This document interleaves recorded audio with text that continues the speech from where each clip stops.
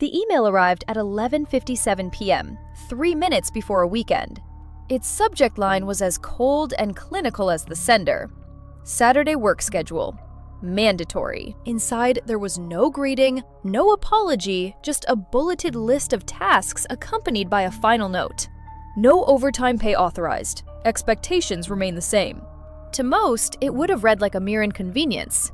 For the analyst who had put her soul into that company for 7 years, it was a declaration of war. Hello, I'm Raven from Reprisal Stories. If you're watching for the first time, welcome! Click subscribe below and let's uncover this story together. The analyst, let's call her Lena, was not naive. She understood corporate politics and had learned to smile through gritted teeth at Mr. Collins' remarks. He was a tall, smooth-talking executive with a talent for making problems disappear.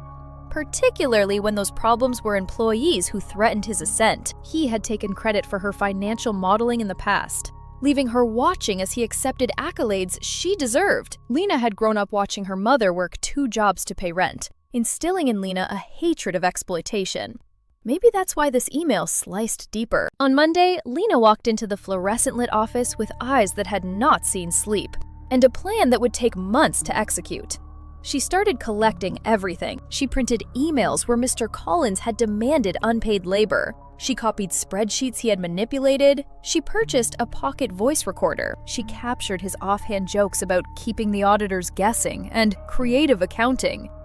Each file went into a hidden folder on an external hard drive. At work, she remained the model employee. She nodded, she wrote notes, she delivered reports ahead of schedule. When Mr. Collins undermined her, she smiled. She started taking walks with colleagues, gently steering conversations toward their grievances. She gathered stories about withheld bonuses and veiled threats. She discovered that a colleague in IT had been asked to purge old financial logs by accident. She asked him to salvage them first. 2 months later, Lena's apartment floor was a mosaic of printouts and sticky notes. A timeline emerged. Together, it was a portrait of fraud. That's when she noticed a line item buried in a Q2 report, a payment to a shell company. Its address led to a strip mall in another city. She found the business belonged to Mr. Collins' college roommate. It was a textbook kickback scheme.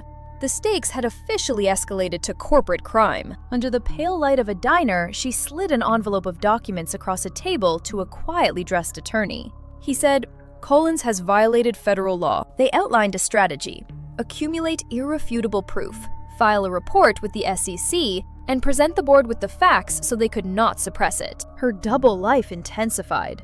By day, she sat through budget meetings. By night, she met with the attorney, going line by line through financials. There were close calls. One evening, while transferring files, she heard footsteps. She ducked under Mr. Collins' desk, heart pounding as he entered. She heard him complaining about ungrateful underlings. Lena gripped her recorder and pressed record. She didn't dare breathe. Now she was ready. The company's quarterly board meeting always ended with a glossy slideshow by Mr. Collins. This meeting would be different. The glass walls reflected the city. Mr. Collins launched into his report, clicking through slides showing cost reductions. His voice dripped with confidence. Lena sat 3 rows back. When Collins moved to conclude, Lena rose. "Excuse me," she said. "I have some supplementary data the board needs to see." Collins' smile faltered. Lena slid a flash drive into the laptop. Instead of graphs, a spreadsheet appeared, highlighting unexplained wire transfers and shell company payments. Finally, audio. Collins laughing about moving money without detection. The room fell silent. The only sound, the playback of Collins' own voice incriminating him. Collins lunged for the laptop, yelling. But it was over. 2 federal agents entered. "We're with the SEC," one said. Collins' bravado evaporated. He was escorted out under armed supervision. His downfall swift. His keycard was deactivated before he could even return to his office. If you've made it this far, subscribe and share this video so you don't miss our next case. An internal investigation confirmed Lena's findings. Collins faced charges of wire fraud and conspiracy. But for Lena, there was no applause. Lena was handed paperwork from HR and asked to take a leave. Corporate culture often has other plans for whistleblowers. Retaliation was a lingering shadow. Lena received a letter from the SEC acknowledging her contribution. Collins had tried to save pennies. His downfall might now finance her mother's mortgage. Satisfaction wasn't clean.